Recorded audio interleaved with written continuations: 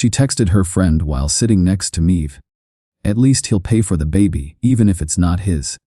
I saw the screen reflection. I didn't argue. That night, I pretended nothing happened. A month later, she was explaining to a judge why her baby had no father. I, Alex, 35, a senior data scientist, had been with Chelsea, 34, a social media manager, for 6 confusing years. We were married for the last 3 of those years. We lived in a lavish, modern loft apartment in the bustling Buckhead neighborhood of Atlanta, Georgia. My annual salary was $150,000, and I carried the majority of our household expenses. Chelsea earned the $90,000, which she mostly spent on maintaining her professional image. Our lifestyle was defined by her constant need for external validation. We attended exclusive gallery openings and spent money we did not really have. She frequently stressed the importance of marrying a man with true suit potential. Chelsea was 5 months pregnant. We were watching a movie on the couch one Thursday night. She was scrolling through her phone, texting a friend named Jenna. I happened to look down at the sleek reflection of her screen on the dark glass table. The text was short, clear, and devastating. At least he'll pay for the baby, even if it's not his. The message read. I felt a cold shock, then a sudden, absolute clarity. I did not move or speak. I just watched the reflected screen for another minute. I knew instantly that the marriage was over. I pretended nothing at all had happened that night. The next day, a major career opportunity arrived, perfectly timed. I was headhunted for the Chief Data Officer, CDO role. The company was a major logistics and distribution firm moving its headquarters to Denver, Colorado. The offer was extraordinary. It included a base salary of $310,000. There was a significant $75,000 in relocation bonus. Plus, I would receive $100,000 in annual equity grants. My total first-year compensation was $485,000. I presented the offer, along with the detailed salary breakdown, to Chelsea the following evening. I watched her face closely. Denver, she asked, her voice laced with obvious, cold contempt. That is just a mountain town for outdoor people. It's the Chief Data Officer role, Chelsea. I stated, trying to keep my voice even. I am jumping to the suit level. My social circle and my entire brand are in Atlanta. She scoffed immediately. You are not moving us to the mountains now. It is nearly $500,000 this year. I countered, pressing the point hard. It is the financial security we desperately need. She stood up abruptly, placing her hands firmly on her pregnant stomach. You lack the courage for a real city, Alex, she announced dismissively. You are just running away from the pressure here. I took a slow breath, knowing her cruelty and her betrayal had given me my answer. Update 1. I immediately accepted the Chief Data Officer offer in Denver. My start date was set for 6 weeks away. I began my preparations for departure and divorce in complete secrecy. I spent the weekend meeting with a divorce attorney who specialized in high-asset cases and paternity law. I initiated the no-fault divorce proceedings, including a formal request for an immediate paternity test for the unborn child. I opened 3 new, private accounts at a different bank. I changed my last 3 paychecks to be deposited into this new, secure account. I transferred all my personal investments and savings. I kept the joint accounts funded only to cover the next month's rent and utilities. Chelsea maintained her dismissive stance, believing she had successfully shut down the Denver conversation. She refused to discuss the job or the move whenever I brought it up. I am not talking about Denver, Alex, she would often say, ignoring me completely. It is a topic that is dead. The CDO position is a major career milestone. I would reply, repeating the undeniable truth. It is happening regardless. You are just afraid of competing in Atlanta, she stated, echoing her dismissive insult. That move shows weakness. Our mutual friends, who believed Chelsea's carefully curated image, quickly reinforced her narrative. My friend Mark, whom I had known since college, called me with skepticism. Chelsea says you took a remote job with a pay cut. Mark asked, sounding genuinely confused. Is that true, Alex? I will be the Chief Data Officer for a Fortune 500 firm. I calmly informed him. My compensation is $485,000 this year. Atlanta prestige is better than any title in the mountains. He countered, repeating Chelsea's exact line. Don't ruin your social standing. I did not argue with his ignorance. I focused entirely on my silent planning. I researched high-end Denver neighborhoods and secured a luxurious executive rental. I documented every detail of the marriage for the attorney. I had recorded all of the necessary evidence. Update 2. With my departure only 10 days away, I knew the final confrontation was necessary. I told Chelsea we needed to meet my attorney, David, regarding our property lease. I chose a neutral, professional environment. I carried the finalized, complete divorce paperwork. She arrived late, immediately starting to complain about the heat and the traffic. She was visibly annoyed at the interruption to her busy day. "This lease issue is trivial, Alex," she announced, sitting down with an impatient sigh. "Just tell them we are not renewing. I resigned from my Atlanta firm a month ago."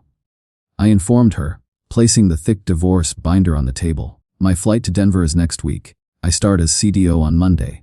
Her eyes went wide with pure, toxic shock. She stared at the legal documents, then back at me, her hands gripping the edges of the chair.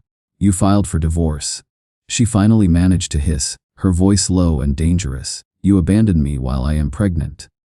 "I filed for the dissolution of the marriage," I clarified with cold accuracy. I also included a mandatory paternity test order based on recent evidence. "What evidence?" she demanded, turning instantly defensive and panicking. "What are you talking about, Alex? I know the baby is not mine," I stated plainly, looking her directly in the eye. "I saw your text message, Chelsea." She tried to twist the narrative, tears instantly welling up in her eyes, attempting to gain sympathy. "That was a terrible joke with Jenna," she pleaded, reaching across the table. "I was just stressed, Alex. I love you. You did not try to joke," I countered, completely unmoved by the tears. "You attempted a massive financial fraud against me." Her face went from despair to blinding, furious rage. She slammed her hand down hard on the attorney's desk. "Fine," she declared, her voice shaking with uncontrollable fury. "You choose that pathetic chief data officer job over your wife and your child." I simply signed the final papers, separating our financial lives completely. "I choose the chief data officer role," I confirmed, my voice steady and cold. "I choose my self-respect and the truth."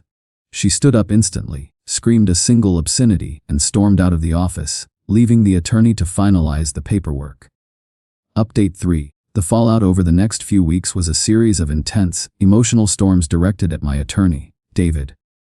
I had blocked Chelsea completely. David managed her anger and the complex legal steps with calm professionalism. She spent the first week oscillating between explosive anger and self-pity, mostly through vicious emails to the legal office. "He will regret moving to that failed city." One email threatened, "He needs my social connections to succeed."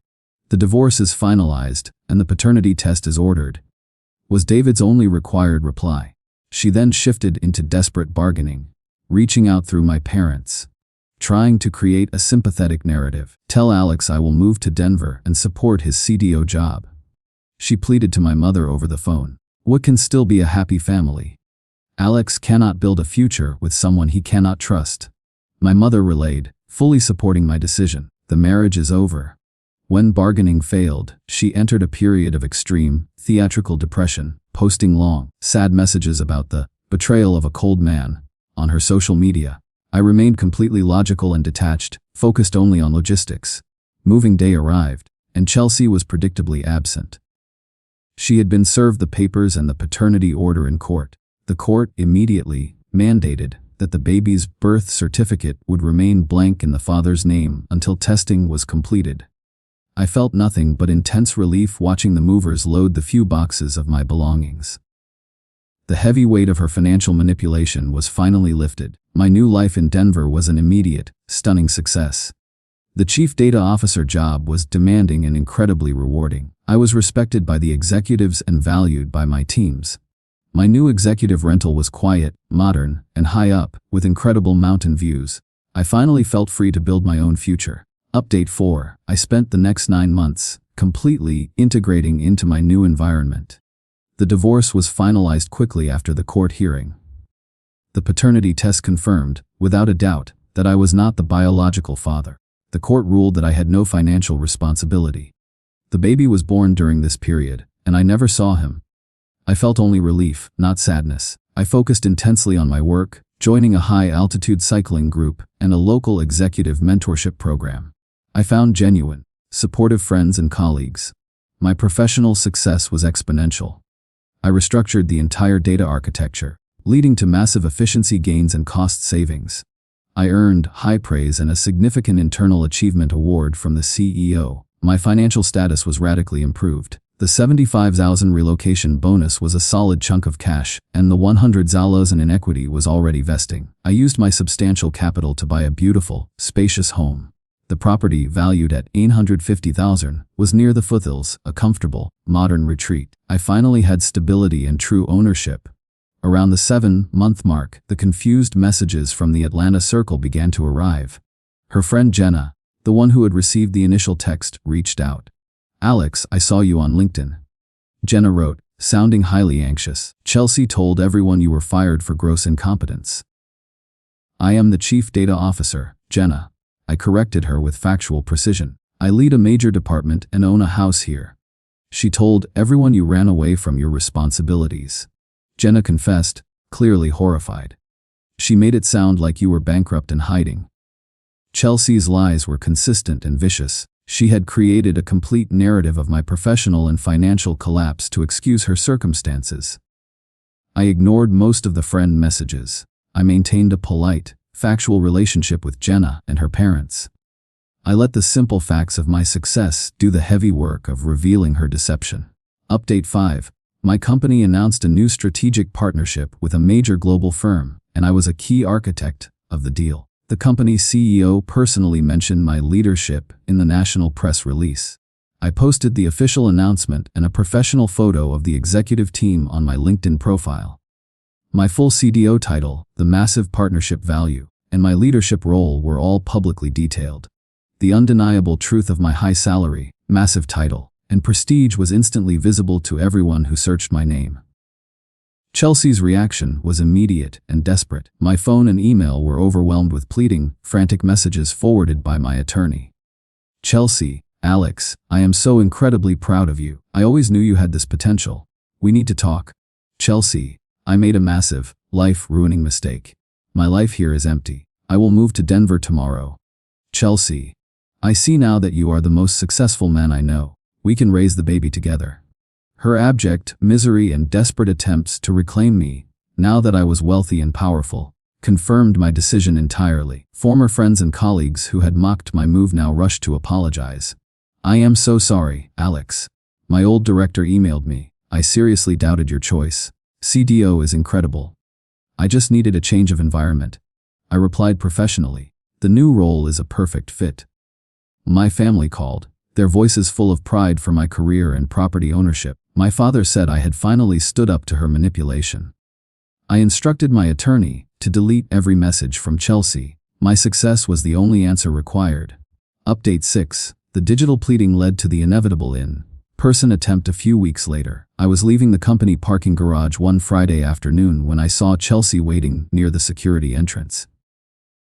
She was dressed in an expensive, new suit, clearly trying to project an image of successful independence. She immediately hurried toward me. "Alex, I flew here this morning," she announced, trying to sound important. "I need to apologize in person and ask for a second chance. That was a waste of your time and money," I stated, my tone firm and completely devoid of warmth. "We have nothing left to discuss. I've changed, Alex," she insisted, trying to reach out and touch my arm. "I see how much I valued the wrong things. I can be the supportive CDO wife you need. You texted your friend that you expected me to pay for another man's baby," I reminded her, crossing my arms over my chest. "You called my ambition running away from pressure." I was reacting to stress and hormones, she insisted, trying to minimize her calculated cruelty. "I was insecure about the pregnancy. You were attempting financial fraud and personal betrayal," I corrected her with surgical precision. "And you are only here because my income is over 500,000 and I own property." She began to tear up, trying to force a reaction of pity for her difficult circumstances. "I love you, Alex," she whispered, her voice cracking. "Please let me move into this beautiful house." "I reject your offer firmly," I said, pulling out my phone and calling the company's security team. "I have an unauthorized individual harassing me on company property." She stared at the phone, realizing the finality of my action. She spun around and ran back toward the nearest bus stop, defeated and humiliated. The boundary was set, permanently and publicly. Update 7. Chelsea's final acts of revenge escalated quickly, starting with legal harassment. I received aggressive, demanding letters from a new, highly specialized lawyer. They attempted to claim a partial interest in my new home, arguing it was purchased with funds acquired during the marriage, specifically referencing the signing bonus. They also threatened to file a public suit for abandonment. I forwarded all correspondence to my Denver attorney, David, who was prepared for this escalation. He immediately shut down her arguments with irrefutable facts. The signing bonus was earned after the divorce was filed. The paternity test was negative and judicially recognized. He threatened a countersuit for malicious prosecution. The legal threats stopped instantly. Next, Chelsea launched a short, bitter social media campaign. Using several anonymous profiles, she posted vicious, poorly written accusations. She claimed I was a deadbeat father and had abandoned her while she was carrying a child. Her campaign backfired spectacularly. Mutual friends, tired of her continuous drama and now aware of my executive status, called her out immediately. They cited the divorce records and the confirmed paternity test results. Jenna's her friend. Chelsea, stop lying. We all know the test results. Leave him alone. Acquaintance, she threw away a $500K husband. Now she's lying about the paternity. Pathetic. The public shaming and the clear evidence of her initial betrayal caused her posts to instantly crumble. Even her staunchest allies turned against her. She deleted the burner accounts and vanished from the public eye. Her attempts at revenge had only solidified my position as the wronged party. Update 8. 1 year later, I was living a life of profound success and stability. I had been promoted to executive vice president, with my CDO duties expanded globally. My base salary was $350,000 and my total annual compensation package was well over $600,000. I purchased a second property, a luxury condominium in Vail for ski season. My net worth was substantial and diversified. I was in a committed, loving relationship with my new partner, Veronica, a kind and brilliant finance executive. Veronica was entirely supportive of my goals and secure in her own success. I received one final, short message from Chelsea via an old, defunct instant messaging account. Chelsea, I saw a picture of you in Vail. You have built everything. I am still here, struggling to cope. I am genuinely sorry for the lie and the way I treated you. I regret everything. It was a final, honest admission of her deep regret and the painful, permanent consequences of her materialism and betrayal. I felt a quiet sense of closure. I knew I needed to maintain the boundary firmly. Thank you for the note, Chelsea, I replied, keeping it short and polite. I wish you the best for your future. I blocked the account immediately and deleted the message. There was no longer any need for contact. I was fully focused on the life I had built, leaving the old manipulation behind as a distant, necessary lesson. Final update. A few months ago, I was back in the Atlanta area for a professional speaking engagement. I took the opportunity to call Chelsea's parents, George and Linda, whom I had always liked. We met at a casual family restaurant outside the city limits. They looked older and visibly strained. Alex, you look completely at peace, Linda said, giving me a sincere, warm hug. The success is evident. Denver has been a wonderful place for me, I confirmed, smiling easily. George looked at me, his eyes heavy with worry and profound regret. We owe you a major apology, son, George began, his voice low and serious. We raised Chelsea to value status and money over character. We taught her that only the most successful man was worthy, Linda confessed, her voice thick with genuine emotion. She could not see your potential or your kind heart. She only saw the income she could leverage. She was cruel about my career and betrayed my trust, I acknowledged gently. She was, George agreed, sighing deeply. And now she has nothing but the memory of the life she mocked and threw away. That is her permanent consequence. I accepted their sincere apology with grace. Their admission of their flawed parenting and values provided the final, complete emotional closure I needed.